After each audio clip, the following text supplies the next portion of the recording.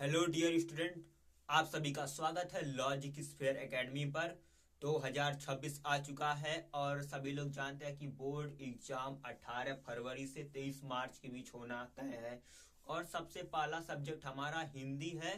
तो आज हम इस लेक्चर में पढ़ने वाले हैं पूरा 30 नंबर का ग्रामर, जिसमें संस्कृत होगा, व्याकरण होगा, रस छंद अलंकार दोहा सोरठा रूला सब कुछ आता है। और हर वर्ष हर एग्जाम में रस छंद और अलंकार पूछा जाता है। तो आज हम सभी लोग रस से शुरू करेंगे।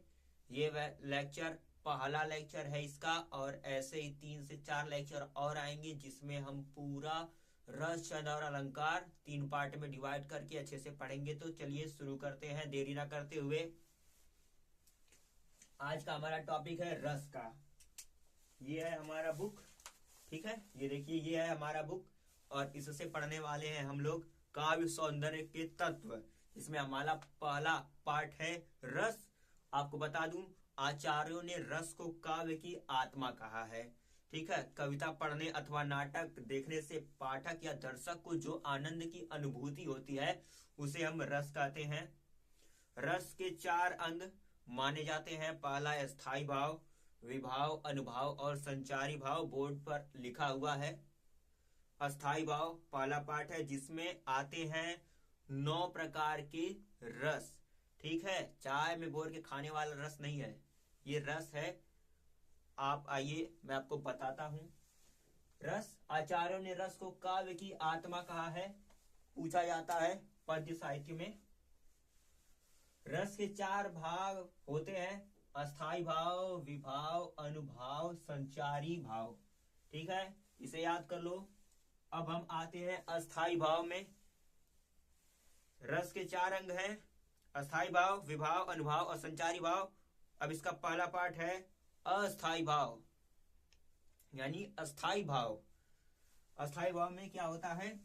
सहृदय के हृदय में जो भाव अस्थाई रूप से विद्यमान होता है उन्हें अस्थाई भाव कहते हैं। अस्थाई भाव रसत्व को प्राप्त होता है। आइए अब हम जानते हैं रसत्व को जब प्राप्त होता है अस्थाई भाव, तो रस इसमें कितने प्रकार के हो सकते हैं। पहला रस होगा हमारा रति। ठीक है, यह अस्थाई भाव जिसे हम रस में श्रृंगार रस कहेंगे।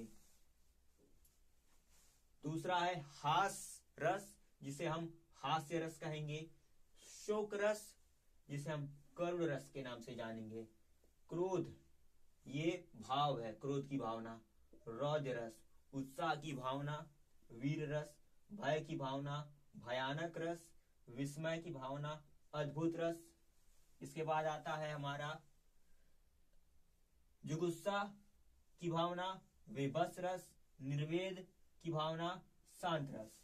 अब इसका मतलब भी बता देते हैं आपको।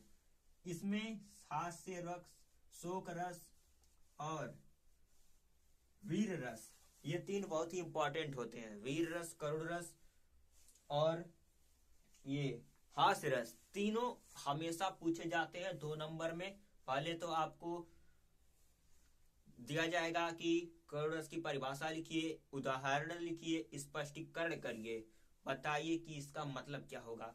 तो आइए सबसे पहले हम लोग पढ़ेंगे हास्य रस।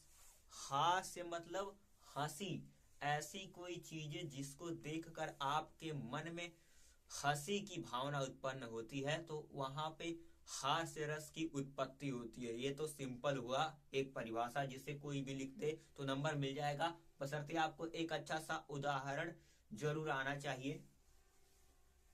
हास्य रस का अस्थाई भाव हास्य होता है जब हास नामक अस्थाई भाव विभाव, अनुभाव, संचारी भाव से संयोग करता है, तो वहां पर हास्य रस की उत्पत्ति होती है।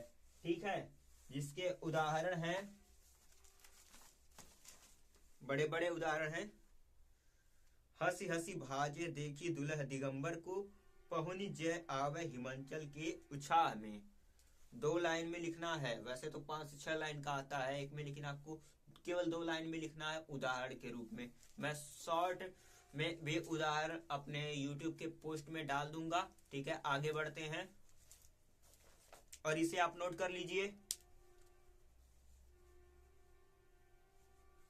तो ये है हमारा रस।